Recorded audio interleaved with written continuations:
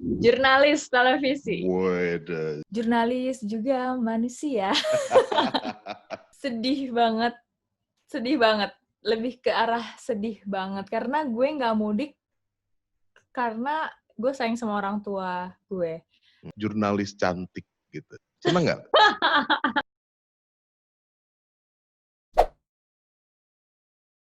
Cantik, muda, pinter, keren, kurang apa lagi coba? Punya kerjaan, luar biasa. Saya akan ngobrol bersama Stephanie Ginting. Saya biasanya panggilnya Tepi. Oke, kita ajak ngobrol ya. Tepi, jadi lebih senang disebut presenter, reporter, seleb, artis. Lu senang disebut sebagai apa sih sebenarnya? Jurnalis televisi. Waduh, jadi jurnalis. Nah, tapi gini, biasanya suka ada embel-embel di belakangnya. Entah, tolong dikomentari. Seneng apa enggak? Suka, mungkin risih, mungkin apa sih gitu ya. Seringkali embel-embel belakangnya adalah jurnalis cantik gitu. Seneng nggak? Sebenarnya sih itu kayak nggak bisa dipungkiri dan nggak bisa dihindari. Ya kan? Maksudnya Ya. orang-orang yang disebut dari segi look maksudnya. Yang namanya televisi kan audiovisual. Pasti orang melihat visual dulu kan. Namanya juga dari mata jatuh ke hati. Pasti dari mata dulu yang dilihat ya kan. Yang paling diingat Iya. orang-orang. Ya jadi ya nggak bisa dihindari lah hal-hal kayak gitu. Tapi kalau disebut senang atau enggak, ya terima aja. Apapun kata netizen mah bebas ya. Apapun kata netizen bebas, netizen maha benar. Ya. Tapi kan sebelum lu akhirnya berkarir di TV nasional, ya sedikit ngulang lah waktu itu di Bandung kayak apa. Lama nggak sih proses belajar lu tuh akhirnya memberanikan diri untuk nasional gitu, Tep? Menurut gue cukup lama sih, karena gue kan di bironya dulu kan, 3 tahunan, 2,5 sampai 3 tahunan. Jadi disitulah menurut gue proses belajarnya, Kang. Jadi begitu nyampe ke nasional, ya udah adalah paling enggak modalnya untuk mulai di sana. Walaupun isunya jauh banget ya antara Jawa Barat sama nasional kan. Kalau di Jawa Barat kan jarang banget kita ngomongin politik. Apalagi waktu itu belum ada tahun-tahun politik kayak. Gue nggak dapet tuh kayak pilgub gitu, kayaknya gue nggak dapet zaman gue jadi jurnalis di Jawa Barat. Jadi nggak pernah bahas politik. Begitu sampai ke Jakarta, wow, politik semua ya. Kayak semuanya dipolitikin gitu kayaknya isunya. Itu sih yang perlu banyak belajar banget. Jadi bener-bener harus di-push. Tapi lu memilih untuk menjadi seorang jurnalis hanya atau memang suka atau memang inilah dunia lu atau karena memang jangan-jangan ya sambung-sambungin aja sama background kuliah lu itu. Jadi kan awalnya yang mau jadi jurnalis tuh bokap gue, Kang. Oh, disuruh jadi jurnalis? Dia mau jadi wartawan. Iya, akhirnya pas gue masuk Vkom, terus dibilang, udahlah jadi wartawan aja, nanggung. Tadinya gue mau PR. Terus udahlah jadi wartawan aja, papa nggak kesampean. Ya sudahlah, gue sebagai anak yang sangat baik ya. Karena gue juga orangnya pelin-pelan gitu loh. Jadi karena dapat masukan gitu, oh iya bagus juga kayaknya ya ngikutin papa gitu. Maksudnya ngikutin atau mewujudkan keinginan papa dulu. Ya udahlah, Tapi akhirnya gue tidak dengan terpaksa kan mulainya? waktu itu terpaksa mulainya karena gue nggak suka baca, Kang. Gue nggak suka Oh, baca sama sekali. ya. Gue nggak suka baca, gue nggak suka nulis, nggak suka sama sekali. Nah, begitu di jurnal, untungnya kuliah gue jurnalistik ya, jadi di sana dipaksa banget untuk nulis dan baca. Harus baca koran tiap hari, harus nulis tiap minggu bikin paper. Jadi ya itu jadi bikin gue lama-lama bukan suka juga jadinya dulu ya. Terbiasa aja. Terbiasa. Belum. Tapi gue nggak percaya sebetulnya karena ya buat yang nonton ini boleh sambil komen juga di bawah mungkin cerita tanggapan kalau lagi nonton Stephanie Ginting, kalau ada tulisannya Stephanie Ginting, nah itu dia nih yang sedang saya wawancara hari ini nih. Gue tuh nggak percaya apa yang disampaikan dia barusan ya, karena memang pertama kali, karena kita pernah berada di stasiun TV yang sama waktu itu. Pernah siaran bareng? Iya, pernah siaran bareng gitu kan ya. Ya, lu sudah jadi dari awal kalau menurutku sih. Apa memang sebelumnya cari referensi atau memang belajar di depan kaca gitu atau apa? Jadi kalau ya dipaksa oleh kampus kayaknya enggak deh itu. Ya itu subjektif gua ya. Tapi sejujurnya enggak, mungkin karena gue kan udah mulai kerja itu di akhir-akhir semester, mungkin udah mulai terbentuk kali dari latihan nulis dan baca itu kali ya, Kang. Karena awalnya bener-bener gue tuh orangnya bener-bener gak peduli dengan isu apapun gitu. Tapi karena gue masuk jurnal mau nggak mau, jadi tiap hari baca bla bla bla. Mungkin di akhir-akhir kuliah pas gue udah jalan bareng lo, mungkin udah agak-agak terbentuk dikit kali. Mungkin. Ini yang mau komen di bawah jangan-jangan ntar ada komentar begini. Wah, pernah siaran bareng tapi beda nasib gitu ya. Ya perasaan gue gak kemana-mana di sini-sini aja, Tep. Tapi kan jadi penyiar hits di Bandung. Siapa yang gak kenal gitu ya kan. Ada. Oke. Sebagai seorang jurnalis, presenter, reporter, berada di lapangan, kalaupun di studio tetap juga ketemu orang, kondisi tidak memungkinkan hari ini. Pertanyaan gue, lu takut nggak? Takut. Takut keluar rumah sebenarnya gue. Gue worry banget sebenarnya masih kerja. Cuman di satu sisi, ngeliat teman-teman yang lain yang sama sekali stay at home, stres juga. Jadi kadang-kadang gue bersyukur juga gue masih bisa, paling nggak ada kegiatan gitu keluar rumah yang memang nggak bisa dihindari, yaitu kerja. Tapi di satu sisi worry juga kalau kerja. Jadi kayak, ya namanya manusia ya banyak ngeluhnya, gitulah. Gimana cara lu meminimalisir rasa itu? Karena kayaknya semua orang yang hari ini sedang kerja di luar sana, entah itu mungkin yang berhubungan dengan kita nih sebagai jurnalis ataupun bidang pekerjaan yang lain, mungkin semangatnya adalah oke, kita harus tetap bekerja di tengah kondisi begini karena kebutuhan dan sebagainya, tapi kan tetap aja perasaan takut itu ada. Gimana lu mengelola takut itu? Gue mengelola takut ya dengan cara melakukan apa yang gue bisa aja. Jadi gue kayak, yang penting gue udah memaksimalkan melakukan apa yang gue bisa. Yang gue bisa kan adalah menjaga protokol kesehatan. Nah udah sampai situ doang tanggung jawab gue. Nanti kalau gue kena atau enggak, itu udah bukan di luar tanggung jawab gue. Itu udah kayak ya udah terserah yang di atas gitu kan. Yang penting gue udah ngelakuin maksimal nih protokol kesehatan. Jadi gue selalu benar-benar pakai masker. Gue bawa hand sanitizer benar-benar gue pakai kemanapun, bawa ke studio, bawa ke tempat makeup, gue pakai masker, terus jadi nggak pakai masker tuh cuma pas makeup dan pas lagi siaran. Jadi kalau lagi ada nunggu siaran pun tetap pakai masker. Even though udah dandan pun itu pakai masker dulu kalau emang belum siaran. Ya.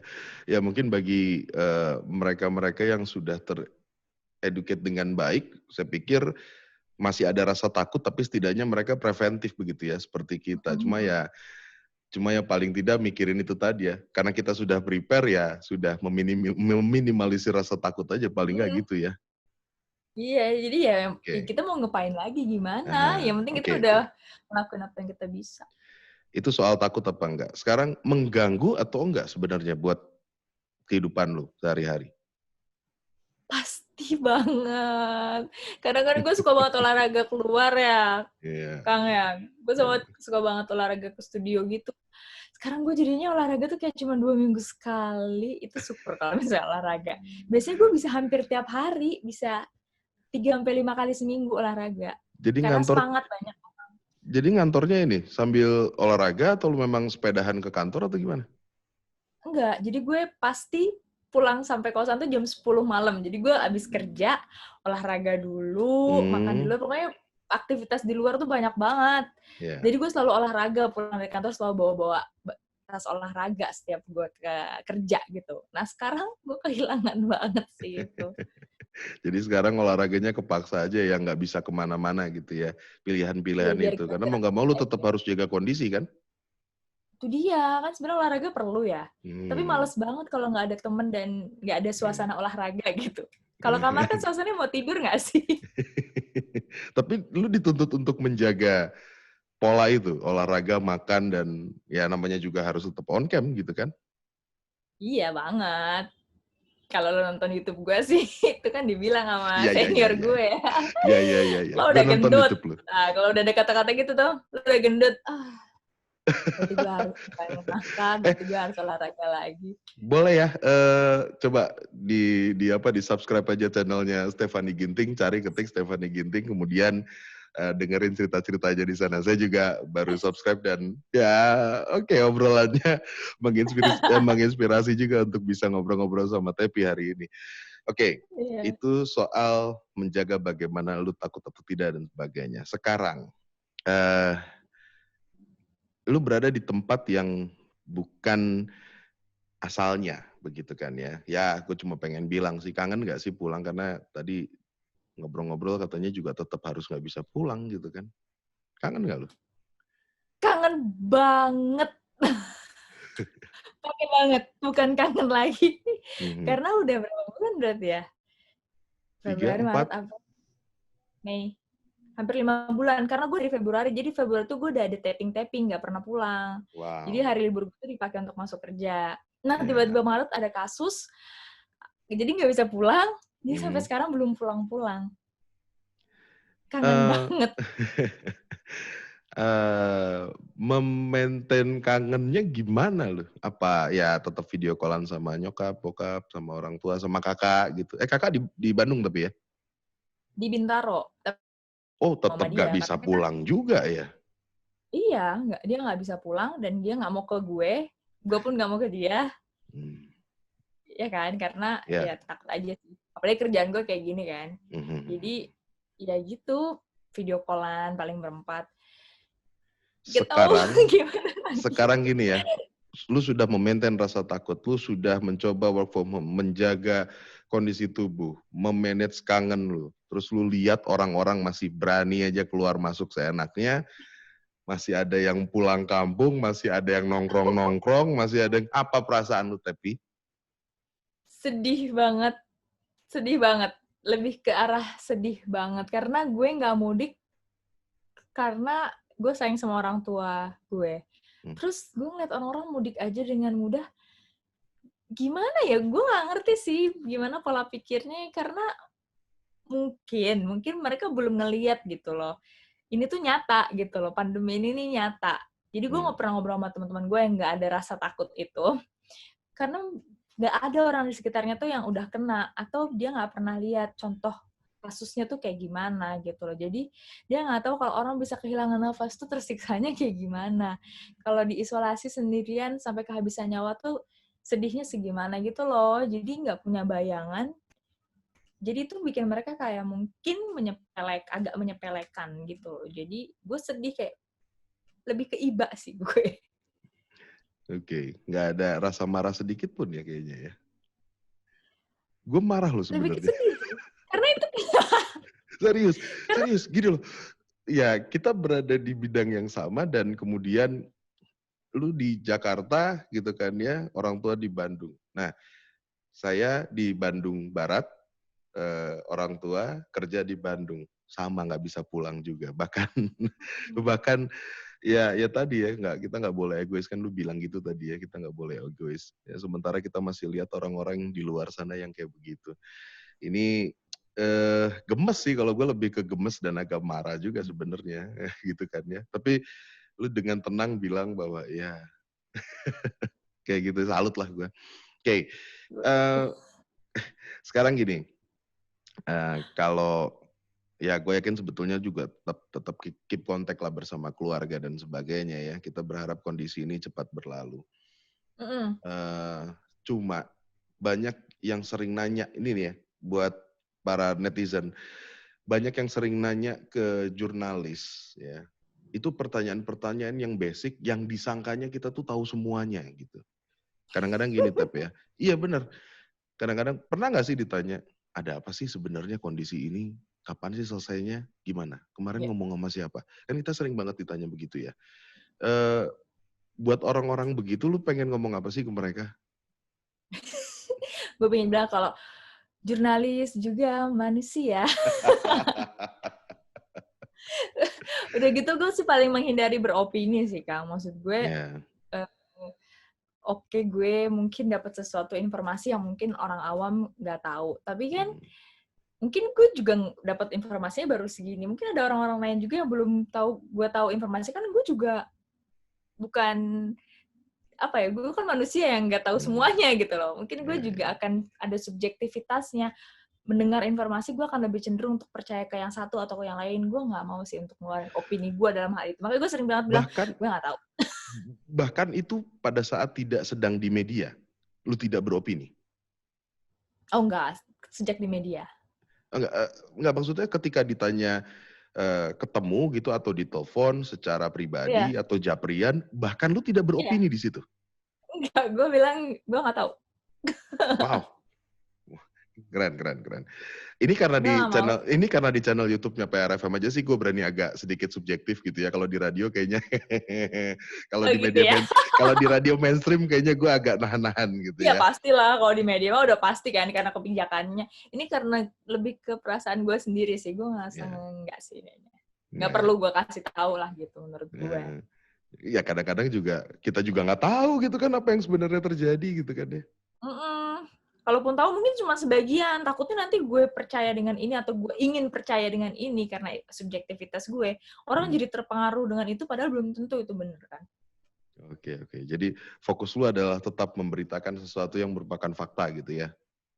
Jadi gue share-share aja informasi-informasi yang udah pasti gitu loh. Gila, jurnalis banget itu ya. Ya masih idealis kayaknya. Masih muda.